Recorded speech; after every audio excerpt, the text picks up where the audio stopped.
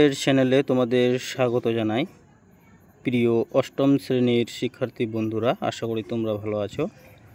আজকে আমরা এই ভিডিওতে আলোচনা করব প্রথম পর্যায়ক্রমিক মূল্যায়ন 2025 অষ্টম শ্রেণী ভূগোলের একটি গুরুত্বপূর্ণ প্রশ্নপত্র নিয়ে। কাজেই তোমাদের বলবো তোমরা ভিডিওটি না টেনে প্রথম থেকে শেষ পর্যন্ত ধৈর্য সহকারে দেখো।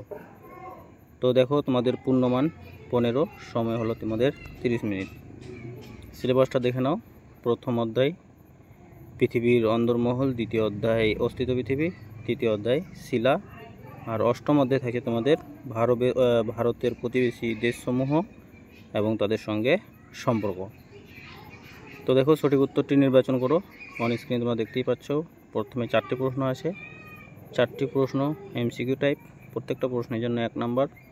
প্রথম প্রশ্ন, অন্তঃকেন্দ্রমণ্ডল ও বহিঃকেন্দ্রমণ্ডল পৃথক হয়েছে কোন বিযুক্তির মাধ্যমে? কনরাড, লেমেন, গুটেনবার্গ। তো সঠিক উত্তর হয়ে যাবে লেহম্যান বিযুক্তির মাধ্যমে। তারপরে দেখো, বি নম্বর প্রশ্নতে কী বলা আছে? ভারতের কোন রাজ্যটিতে ভূমিকম্প ঘটার প্রবণতা সবচেয়ে বেশি?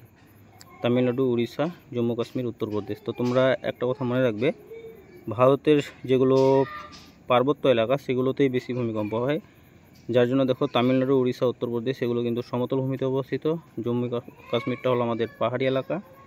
তো এখানেই সবচেয়ে বেশি কী হবে? ভূমিকম্প ঘটার প্রবণতা সবচেয়ে বেশি হবে। কোনটি নিঃসারী অগ্নিশিলার উদাহরণ? Basalt, granite, quartzite, marble. তো সঠিক উত্তর হয়ে যাবে কি? বেসল্ট। তো বেসল্ট হলো একটি নিঃসারী অগ্নিশিলার উদাহরণ। তারপরে দেখো, কেওক্রাডাং কোন দেশের শৃঙ্গ? ভুটান, নেপাল, মালদ্বীপ, বাংলাদেশ। তো কেওক্রাডাং হলো বাংলাদেশের উচ্চতম পর্বত শৃঙ্গ। তারপরে দেখো, 2 এর দাগে তোমাদের 4টি শূন্যস্থান আছে।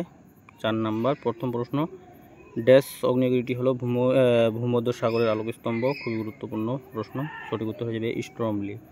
তো স্ট্রমলিকে বলা হয় ভূমধ্য সাগরের আলোকস্তম্ভ। বি নম্বর প্রশ্ন, মহাদেশীয় পাতের সংঘর্ষে সৃষ্ট পৃথিবীর উচ্চতম ভূমির পর্বত কি? তো সঠিক উত্তর হয়ে যাবে শূন্যস্থানে হিমালয়। তারপরে দারুচিনি দ্বীপ বলা হয় কোন দেশটিকে? তো শ্রীলঙ্কাকে বলা হয় দারুচিনি দ্বীপ। তারপর দেখো, সার্কের সদস্য সংখ্যা কত? তো সার্কের বর্তমান সদস্য সংখ্যা হলো কি 8টি। 3 এর দাগে কী দেওয়া আছে? যে ভূমিকম্পের উপকেন্দ্র কাকে বলে অথবা অ্যাস্ট্রোস্ফিয়ার কি? বিতে আছে পাতালিক শিলা কাকে বলে ও একটি উদাহরণ দাও।